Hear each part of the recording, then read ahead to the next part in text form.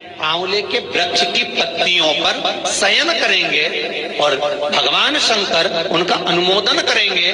तब श्री हनुमान जी महाराज उनसे विनती करने के लिए पधारते हैं। 33 कौटि देवता,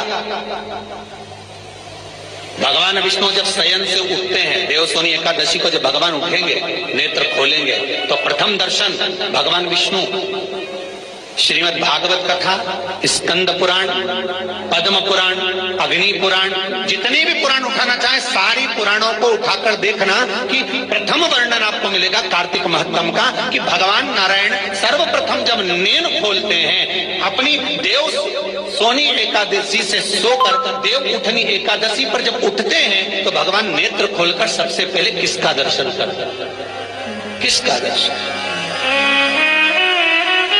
स्कंद पुराण कहती है, विष्णु पुराण कहती है कि भगवान नारायण जब नेत्र खोलते हैं तो खुद की अर्धांगिनी लक्ष्मी भी नहीं, महाराज ब्रह्मा आदिक देवता सब खड़े, पर भगवान नेत्र नहीं खोलते।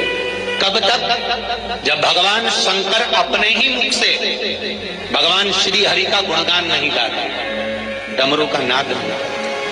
आंवला नवमी का आप लोग साधना करते होंगे। जब कार्तिक के महीने में आंवला नवमी का व्रत आता है, तो जो उपवास नहीं भी रखते हो, जो पूजन नहीं भी करते हो, उनसे मेरा निवेदन है कि स्कंद पुराण में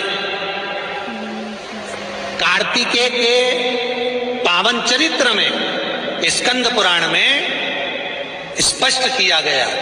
और कल्याण का कार्तिक खंड पढ़िएगा, कभी योग लगे तो गीता प्रेस गोरखपुर का कार्तिक खंड पढ़िए,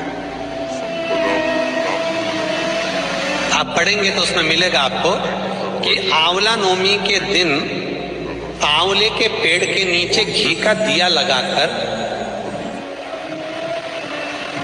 मध्याह्न से पहले, दोपहर के 12 बजे से पहले आंवले के पेड़ के नीचे आंवला नवमी के दिन कार्तिक के महीने में स्कंद पुराण कहती है, जो घी का दिया लगाकर पूजन कर कर अपना पल्लू पसार कर आंवले के वृक्ष की डाली में से उस पे लगी हुई थोड़ी सी छाल को अपने अंगूठे और चीटी उंगली से अपने पल्लू में गिराकर ले जाकर लाल कपड़े में हल्दी के साथ अपनी तिजोरी में, अलमारी में रख लेता है।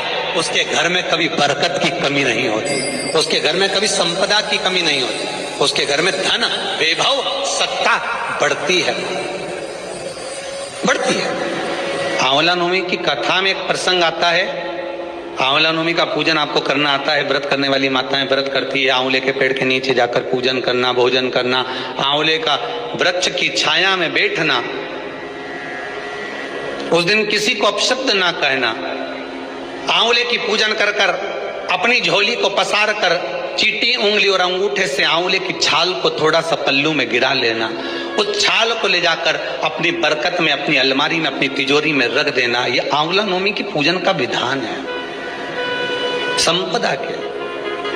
एक बहुत अच्छा समय रात्रि के 9:15 का एक समय होता है। जिस व्यक्ति का रोग, बीमारी समाप्त नहीं हो रही हो, हॉस्पिटल में पड़ा हुआ है, कोई बहुत भारी बीमारी में ग्रसित है, छूट ही नहीं पा रहा, तो रात्रि को 9:15 पर किसी भी दिन शंकर भगवान के शिवलिंग का, जो तुम्हारे घर में शंकर जी विराजमान हो उसका, या शंकर जी के मंदिर में जाकर शंकर जी का थोड़ा सा जल, उसमें थोड़ा सा आंवला पड़ा हुआ, मतलब आंवले के पानी से शंकर का अभिषेक पूजन कर लीजिए। उसका नाम लेकर कर लो जो रोग से ग्रसित हो। 1 दिन, 2 दिन, 3 दिन करोगे, वो हॉस्पिटल से छुट्टी करके आ जाएगा, उसका रोग समाप्त हो।